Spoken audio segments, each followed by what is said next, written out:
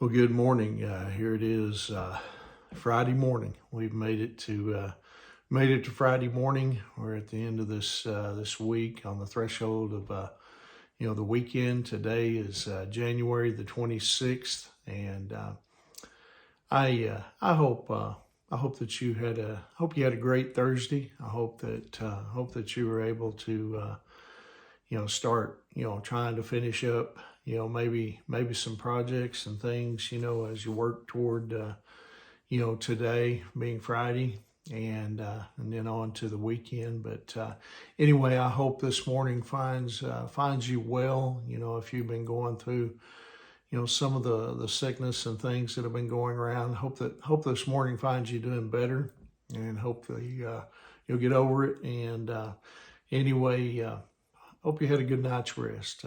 This morning, I want to share with you a devotional entitled A Squandered Life.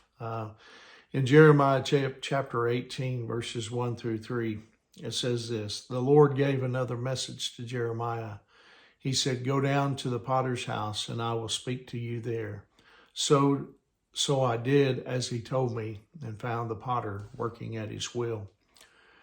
Jeremiah the prophet, watched as the potter, patiently formed, the clay, on the wheel. And then obviously he had a goal and a purpose in mind for that piece of clay.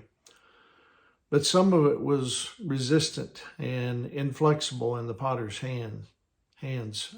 So therefore, he cast it aside, for a lesser purpose.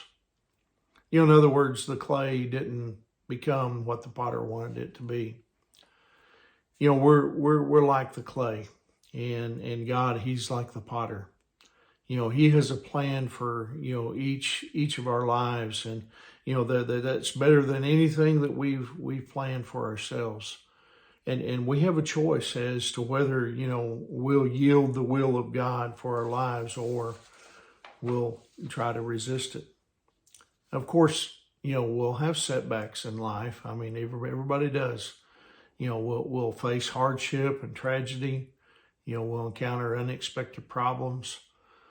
But you see, we have a choice as to whether we will become bitter or better. Now, Joseph, in the Old Testament, in the book of Genesis, he had setback after setback, yet he chose to look to God.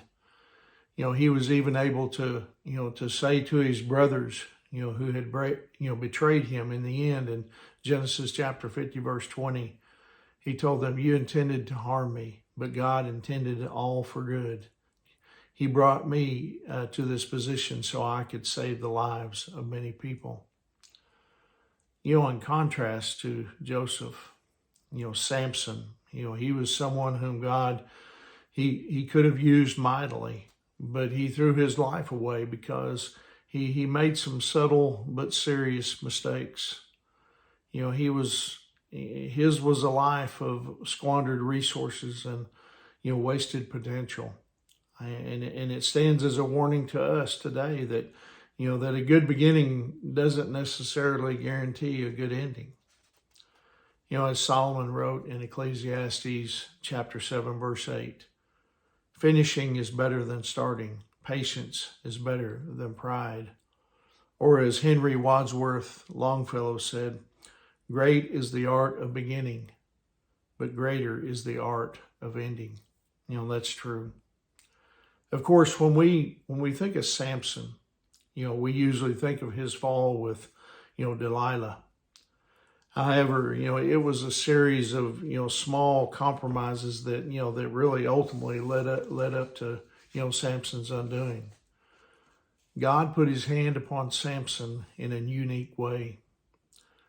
Physically, there was no one stronger. I mean, the Bible tells us that God's Spirit would come upon him and he would do incredible superhuman feats.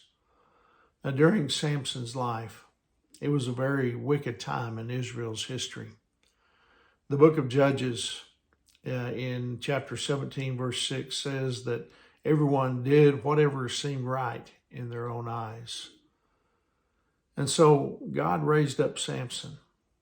He was one of two people, in the Old Testament, whose birth and mission was foretold by an angel. And the angel said the following in Judges 13:5, he will begin to restore Israel from the Philistines.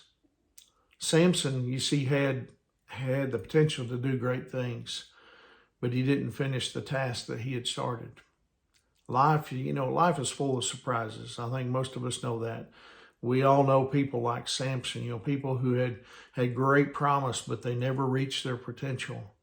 And then there are others who didn't seem to have much promise, yet God is powerfully using them today. What will you do with the life that God has given you? I mean, listen, you have a choice. We all do.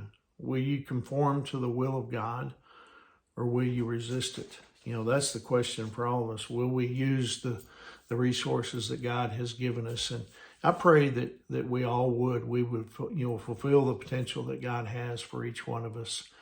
But anyway, I hope that encourages you here on this Friday morning. Hope you have a wonderful day. And as always on Friday, I like to tell you, if you find yourself near Hydro on Sunday morning and you don't have a place to worship, come and join us at Hydro First Baptist Church. We would love for you to come and worship with us. But anyway, remember, Angie and I, we love you guys. We're praying for you. And Lord willing, I'll see you soon. God bless you.